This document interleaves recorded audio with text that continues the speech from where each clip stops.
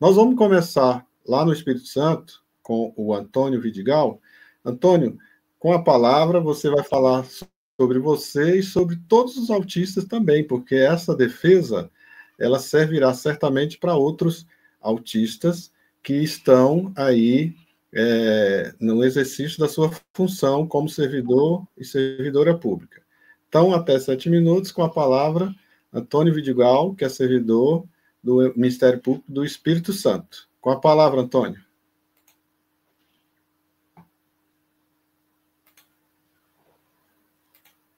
O som está mutado. Vamos começar com o meu ingresso no Ministério Público. No caso, eu entrei no Ministério Público foi em julho de 2011 e hoje eu estou lá, eu sou servidor de carreira faz 14 anos, né?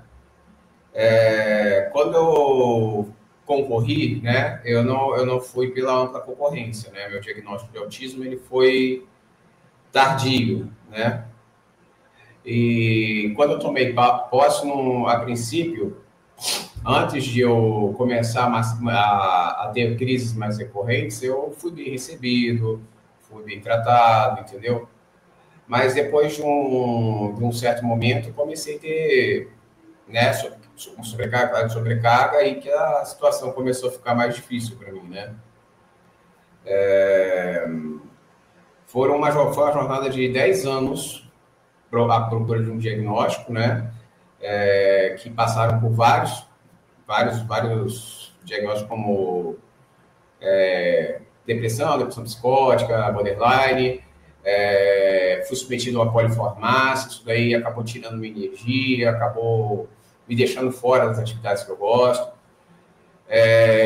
Teve um momento que eu fui até convencido a me internar, mas não era exatamente o que eu tinha. Eu fui descobrir que eu tenho autismo em setembro de 2024. Só que nesse inteirinho, né, eu vinha sofrendo o que a gente chama de apagamento, né, que era a exclusão das atividades, né, deixando assim, e isolamento, ninguém conversava com você ficava num canto. E isso daí foi um processo que começou desde 2023, justamente porque eu tinha muitas crises em razão do TEPT, que eu tenho como órgão do transtorno de estresse pós-traumático, que eu desenvolvi dentro do órgão, devido a ruídos, desentendidos, ou até por falhas no acolhimento, né? Em setembro do ano passado eu tive o diagnóstico, informei e eu acho que agora a gente vai acertar as coisas. Mas não foi bem isso que aconteceu. A impressão que eu tive é que eu fiquei jogado no escanteio, esquecido, entendeu? E, como é que se diz? Por ter ficado esquecido, eu acabei, né, piorando, porque não tinha visibilidade, não tinha o ambiente, não tinha uma segurança no ambiente, entendeu? O fato de você ficar ali ocioso também, ou com poucas atividades, ou não contribuindo da forma como você contribui, isso mexia muito com a nossa autoestima.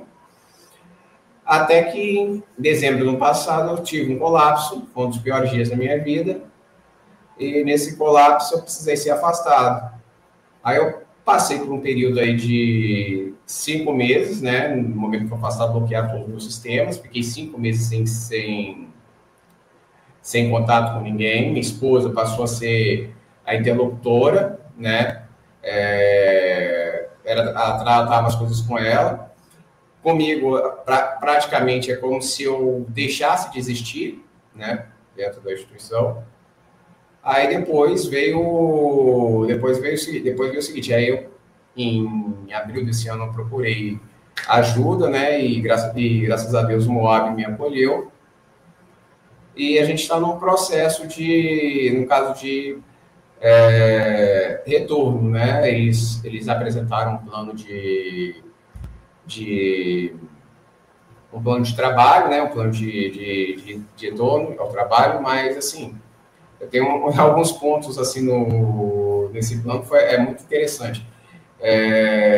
O plano foi desenvolvido pelas pessoas que estavam envolvidas na situação, certo?